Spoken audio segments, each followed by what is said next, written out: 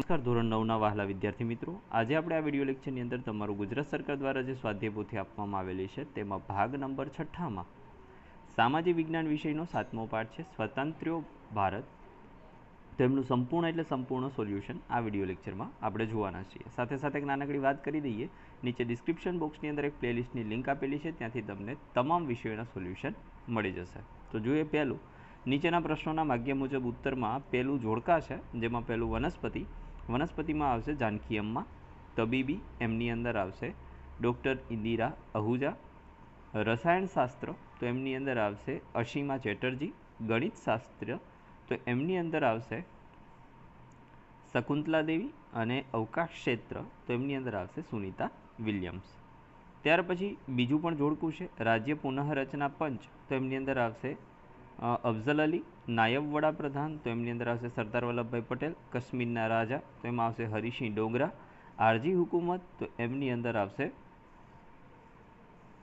જૂનાગઢ અને ઓપરેશન વિજય તો એમની અંદર આવશે ગોવા મુક્તિ. ત્યાર પછી જોઈએ ખરા ખોટા છે, જેમની અંદર પહેલું ખોટું છે, બીજું સાચું, ત્રીજું ખોટું, ચોથું ખોટું, પાંચમું સાચું, છઠ્ઠું ખોટું અને સાતમું સાચું.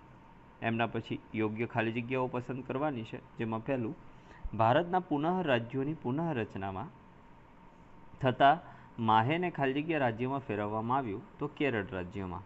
બીજું, ભારત આઝાદ થયું ત્યારે દેશી રાજ્યોની સંખ્યા 562 હતી. હૈદરાબાદના ભારત સંઘ સાથેના જોડાણમાં કનૈયાલાલ મુનશીની અગત્યની ભૂમિકા હતી. ચોથું છે ગોવાનું મથક પણજી છે, મહારાષ્ટ્રમાંથી અલગ વિદર્ભ રાજ્યની પણ માંગણી ચાલે છે. છઠ્ઠું છે આર્યભટ્ટ ઉપગ્રહ ઈસવીસન 1975માં છોડવામાં આવ્યો હતો.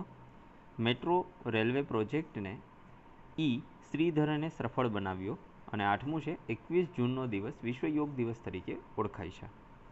છે નીચે આપેલા પ્રશ્નોના વિકલ્પમાંથી યોગ્ય વિકલ્પ પસંદ કરવાના છે, જેમાં પહેલું નીચેનામાંથી કયા ક્ષેત્રો મહારાષ્ટ્રમાં પછાત વિસ્તારમાં આવે છે, તેમાં આવશે વિદર્ભ અને મરાઠાવાડ.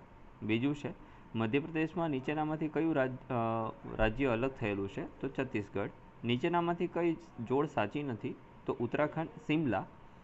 ચોથું છે નીચેનામાંથી કયું રાજ્ય જૂથ 7 સિસ્ટરમાં સમાવેશ થતું નથી, તેમાં આવશે બિહાર અને ઝારખંડ. પાંચમું છે હાલમાં ભારતના કેટલા સંઘ કેન્દ્ર શાસિત પ્રદેશો છે, તેમાં આવશે 7.